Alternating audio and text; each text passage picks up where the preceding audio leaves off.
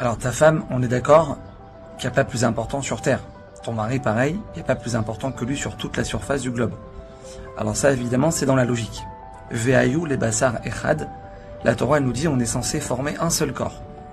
Bassar echad. Elle ne nous demande pas, la Torah, de former un seul corps avec nos enfants ou un seul corps avec nos parents. Non, que le couple. Le couple doit arriver à ce résultat. On est en ce moment, mes amis, dans une période où on doit s'améliorer envers l'autre. Et la première personne face à laquelle je dois m'améliorer, c'est évidemment mon conjoint. Parce que le travail, le vrai travail, il est à la maison. Parce qu'à la maison, je peux hurler, je peux insulter, je peux me comporter comme un... Ouais, je suis chez moi, personne ne me voit, je fais ce que je veux. À la synagogue, t'es irréprochable, tout le monde t'adore. Mais à la maison, t'es une bête féroce, ça vaut rien. On est d'accord sur ça, mes amis, ça vaut rien. Alors, comment on fait grandir l'amour dans son couple? Comment on fait grandir l'amour dans son couple? Comment on arrive à une de ses plus belles, à une de ses plus grandes missions qu'Hachem nous a données? Un nourrisson. Prenez un nourrisson. Excusez-moi de vous dire ça comme ça, je vais être un petit peu cash, ouais. Mais le nourrisson, ouais, il pourrit la vie de sa mère. Il lui explose ses nuits. Elle a des cernes, elle est méconnaissable. Il lui vomit dessus, sans arrêt, donne-lui à manger, change-le, fais-le rôter. Elle a plus de vie. Combien elle aime son bébé? Combien elle aime son bébé? Combien elle aime? Mais sa vie, elle lui donne. Sa vie, elle lui donne. Elle est prête à mourir pour lui. Oui ou non? Évidemment. Alors je comprends pas quelque chose. D'où il vient cet amour? Pourquoi tu l'aimes autant? Ça fait 4 mois, il t'a pourri ta vie. Pourquoi tu l'aimes autant? Comment c'est possible? Elle est où la logique? Réponse.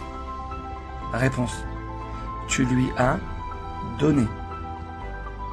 C'est pas lui qui t'a donné, c'est toi qui lui as donné. Mes amis, il est là tout le secret de l'amour dans un couple. Quand tu donnes à ta femme, quand tu donnes à ton mari, tu crées de l'amour. Pas quand tu reçois. Non. Quand tu donnes, tu crées de l'amour. Tu veux aimer ta femme, n'attends pas que ta femme, elle fasse pour toi. Tu veux aimer ton mari, c'est important quand même de vouloir aimer son mari, vouloir aimer sa femme, c'est quand même quelque chose, Bezrat Hashem, à laquelle on doit essayer d'arriver, ouais. Tu veux aimer ton mari, n'attends pas qu'il fasse pour toi. Une personne, elle m'a posé une question à la fin d'un cours il y a quelques temps. Elle me dit, Rav, ma femme, elle sait combien c'est important pour moi le repas du soir. Elle sait, je lui ai dit, mais des dizaines de fois, et elle me fait mon repas le soir 1 fois sur 10. Il me dit, Rav, comment vous voulez que je l'aime? Comment vous voulez que je l'aime? Alors je lui ai répondu ça. Je lui ai dit, ta femme, elle pourra te faire les meilleurs repas du monde jusqu'à la fin de tes jours. Je lui ai dit, c'est pas ça qui va te faire aimer ta femme. Aussi invraisemblable que ça puisse l'être, ouais. Tu veux aimer ta femme, je lui ai dit, tu veux créer de l'amour, alors toi, fais-lui son repas. C'est très dur, hein. C'est très dur. Mais c'est comme ça que ça fonctionne. Toi, tu dois lui donner.